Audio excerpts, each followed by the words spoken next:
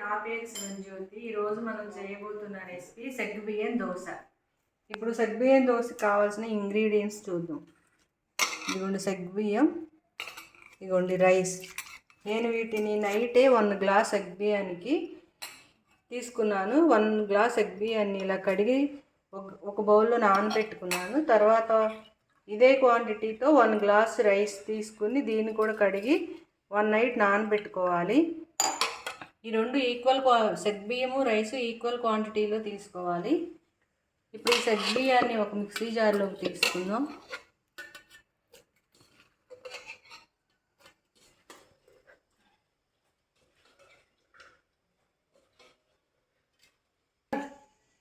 ఇప్పుడు సగ్గుబియ్యం దోశలోకి ఈ కొంచెం అల్లాన్ని ఇలా ముక్కలు చేసి కట్ చేసుకుని వేసుకోవాలి. తర్వాత 3 పచ్చిమిరపకాయలు. ఈ దోశలోకి అసలైన టేస్ట్ అంతా ఈ పచ్చిమిరపకాయలు ఈ అల్లంలోనే ఉంటుందండి. ఇవి కంపల్సరీగా వేయాలి. అలాగే కొంచెం పెరుగు కూడా వేయాలి. పెరుగు కూడా కంపల్సరీ. తర్వాత 1 టేబుల్ స్పూన్ సాల్ట్. ఈ సాల్ట్ సరిపోతుంది. ఇప్పుడు ఇవన్నీ వేసి దీన్ని మిక్సీ పట్టుకుందాం. ఇప్పుడు ఈ సగ్గుబియ్యాన్ని ఇలా మిక్సీ పెట్టుకున్నాం. ఇలా మెత్తగా పేస్ట్ లాగా పట్టుకున్నాం. దీన్ని ఒక బౌల్లోకి ట్రాన్స్ఫర్ చేసుకుందాం. ఇప్పుడు తర్వాత మళ్ళీ రైస్ మిక్సీ జార్లో వేసి దీన్ని కూడా మెత్తగా పేస్ట్ లాగా చేసుకుందాం. తర్వాత ఈ రెండింటిని మిక్స్ చేసుకో. ఇప్పుడు ఈ రైస్ కూడా ఇప్పుడు ఇలా మెత్తగా మిక్సీ పట్టుకున్నాము. ఇప్పుడు దీన్ని గిన్నెలోకి ట్రాన్స్ఫర్ చేసి ఈ రెండింటిని బాగా కలుపుకోవాలి. రైస్ని సగ్గుబియ్యం పిండిని కలిసేటట్టు కలుపుకుని ఇప్పుడు మనం సగ్గుబియ్యం దోశ కాంబినేషన్లోకి చట్నీ ఎలా చేయాలో చూద్దాం. ఫస్ట్ 10 ఎండుమిరపకాయలు తీసుకోవాలి. కొంచెం అల్లం. ఈ అల్లాన్ని దీనిలోకి ఫ్రై చేసుకోవాలి. తర్వాత ఈ ఎండుమిరపకాయలని ఇలా ముక్కలుగా చేసుకుని ఫ్రై చేసుకోవాలి. మాడకుండా ఫ్రై చేసుకోవాలి. ఈ ఎండుమిరపకాయలు ఫ్రై అయిపోయింది. ఈ మిక్సీ జార్లో తీసుకున్నాం. తర్వాత ఒక ఆనియన్ని ఇలా బౌల్గా కట్ చేసుకుని ఈ ఆనియన్ని కూడా ఫ్రై చేసుకోవాలి. ఫ్రై చేసుకున్నాం. ఈ ఆనియన్స్ కూడా ఇలా మగ్గిన తర్వాత ఇవన్నీ మిక్సీ గిన్నెలో వేసుకోవాలి.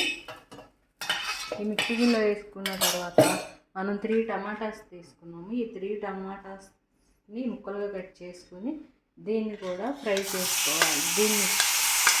దీనిలో కొంచెం చింతపండు ఇలా మూత పెట్టి మగ్గనివ్వాలి. టమాటా ముక్కలు ఇలా మగ్గిన తర్వాత స్టవ్ ఆఫ్ చేసుకోవాలి. ఈ టమాటా ముక్కలు చల్లారనివ్వాలి. ఇందాక ఎండుమిరపకాయలు ఆనియన్ మిక్సీ పెట్టుకున్నాం కదా, దీనిలో 1 table spoon salt, 1 table spoon జీలకర్ర, కొన్ని వెల్లుల్లిపాయ రెబ్బలు వేసి దీన్ని ఫస్ట్ మిక్సీ పట్టుకున్నాం. ఇప్పుడు ఎండుమిరపకాయలని ఈ ఆనియన్స్ ఇలా మిక్సీ పట్టుకున్న తర్వాత ఈ ఉడికించుకున్న ఈ టమాటాలని దీనిలో వేసి కొంచెం వాటర్ పోసి మిక్సీ పట్టుకున్న తర్వాత చట్నీ ఎలా వచ్చిందో చూద్దాం. ఇప్పుడు చట్నీని పోపు పెట్టుకుందాం. కొంచెం ఆవాలు, ఒక ఎల్లుల్లిపాయ, కొంచెం జీలకర్ర వేసిన తర్వాత ఇప్పుడు మిక్సీ పెట్టుకున్న చట్నీని దీనిలో వేసుకుందాం. ఇంకా సగ్గుబియ్యం దోశలకు కావాల్సిన చట్నీ రెడీ. ఓకే, ఇప్పుడు సగ్గుబియ్యం దోశ ఎలా వేసుకుందాం చూద్దాం. ఫస్ట్ ఒక ప్యాన్ తీసుకోవాలి. దీన్ని బాగా వేడవనివ్వాలి. వేడైన తర్వాత కొంచెం ఆయిల్ వేసి ఈ ఆనియన్తో ఇలా రుద్దాలి.